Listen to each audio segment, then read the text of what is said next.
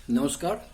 आज के इस वीडियो में हम आर्सेनिक मिला जल के बारे में चर्चा करेंगे। ये आर्सेनिक मिला हुआ जो जल होता है वो हमारे लिए फ़ायदेमंद है या नुकसानदेह है। तो आइए इसके बारे में हम जानते हैं कि ये आर्सेनिक क्या है, आर्सेनिक मिला हुआ जल क्या है, ये कहाँ पाया जाता है। यह एक तरह का उपधातु है जो जल में घुला हुआ होता है और इसको अगर मात्रा जल में घुलनशीलता आर्सेनिक की यदि 1 लीटर पानी में 0.01 मिलीग्राम से ज़्यादा है तो ये नुकसानदेह होता है और इसको प्रदूषित जल के श्रेणी में भी हम ला सकते हैं। तो जब इसके जल में मिले हुए आर्सेनिक की मात्रा 0.01 मिलीग्राम प्रति लीटर से ज़्यादा हो तो ये नुकसानदेह होता है।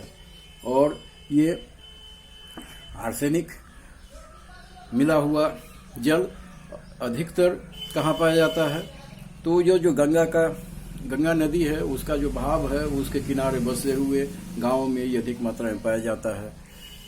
भारत में, बांग्लादेश में ये अधिकतर जगहों पर पाया जाता है जहाँ जहाँ गंगा का बेल्ट है। बिहार में भी ये बक्सर से लेकर भागलपुर तक के किनारे बसे, गंगा के किनारे बसे गांवों में पाया जाता है। तो ये आर्सेनिक का पौराणिक नाम हरिताल है। हिंदी में इसे संखिया के नाम से भी जानते हैं, लेकिन पौराणिक नाम इसका हरिताल है।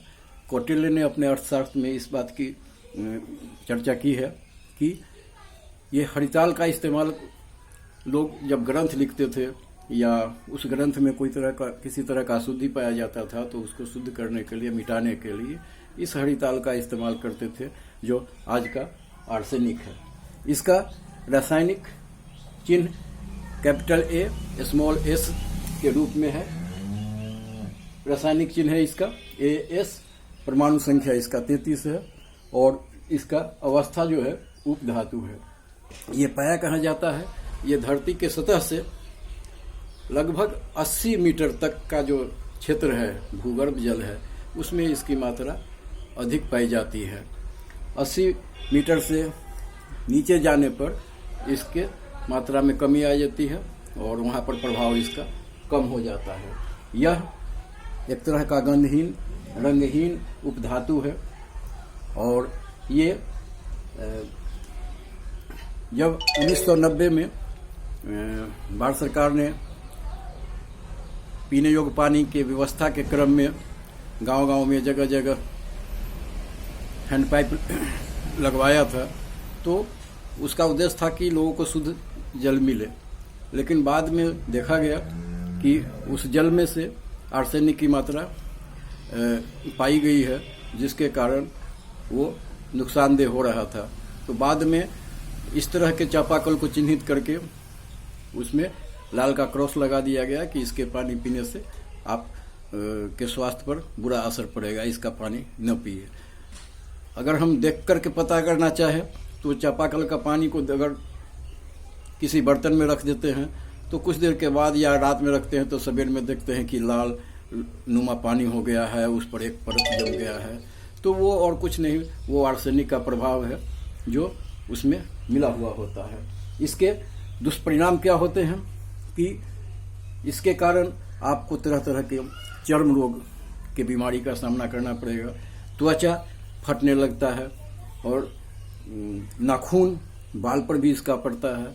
और अगर इसकी मात्रा अधिक बढ़ जाती है, ज़्यादा अगर सेवन करते हैं आर्सेनिक युक्त जल के, तो उससे कैंसर का भी संभावना प्रबल हो जाता है। इस तरह से इसका परिणाम हमारे स्वास्थ्य पर बहुत ही नकारात्मक होता है। अब इसके आर्सेनिक होते हैं कितने प्रकार के, तो हम देखते हैं कि आर्सेनिक 2 प्रकार के होते हैं।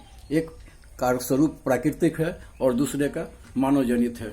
जब बारिश होती है और उसके बाद वो जल का गाद है, वो जल का गाद जब भूगर्भ में प्रवेश करता है तो उसी स्थिति में जो आर्सेनिक पाया जाता है उसे प्राकृतिक आर्सेनिक कहते हैं। लेकिन जब मानव जनित आर्सेनिक होता है वो कैसे, तो कल कारखाना से निकले हुए गाद, खनिजों से निकले हुए जो कचरा होता है, फिर उर्वरक, कृषि में हम उर्वरक और कीटनाशक का उपयोग करते हैं, उससे जो निकला हुआ या जल के साथ मिला हुआ जो आर्सेनिक होता है वो मानव जनित होता है। तो दो तरह का आर्सेनिक हुआ, एक प्राकृतिक है और दूसरा मानव जनित है। अब इससे के दुष्परिणाम से हम बच कैसे सकते हैं, तो इसके लिए जगह जगह पर वाटर ट्रीटमेंट प्लांट लगाया भी गया है। और इसके लिए एक चीज और भी जरूरी है कि जहाँ वाटर ट्रीटमेंट प्लांट नहीं है तो कुआं का जल उसके लिए लाभदायक होता है और उसमें आर्सेनिक की मात्रा कम होती है, क्योंकि उस कुएं में धूप का भी असर होता है। लेकिन अब सब जगह तो संभव नहीं है कि वाटर ट्रीटमेंट प्लांट लगे, तो ये प्रयास किया जा रहा है और प्रयास होना भी चाहिए। हम उसको छान के पानी पिए, हम पानी को थोड़ा उबाल के पिए, तब भी इसकी मात्रा को कम किया जा सकता है। वैसे एक शोध में ये देखा गया है कि एक फर्न है, वो टेरिस बिटेटा फर्न है जो भारत में भी उपलब्ध है। अगर इसकी पौधे को गंगा के प्रभावित क्षेत्रों में, किनारे बसे गांव के प्रभावित क्षेत्रों में अगर लगा दिया जाता है तो इसका गुण है कि ये जल में से आर्सेनिक को शोषित कर लेता है और जल को शुद्ध बनाता है। तो अगर इसकी खेती को अंजाम दिया जाए, अधिक मात्रा में खेती किया जाए जहां प्रभावित क्षेत्र है, तो इससे ऐसा माना गया है, शोधकर्ताओं ने बताया है कि इससे आर्सेनिक का प्रभाव कम किया जा सकता है। इस तरह हम देखते हैं कि ये हमारे स्वास्थ्य के लिए बहुत ही हानिकारक होता है और अगर हम इसका सेवन करते रहें तो कैंसर तक का होने की संभावना बढ़ जाती है। तो हमें इससे बचाव के साथ ही इसका सेवन करना चाहिए। आज की इस वीडियो में ये बात हम यहीं तक रखते हैं। नमस्कार।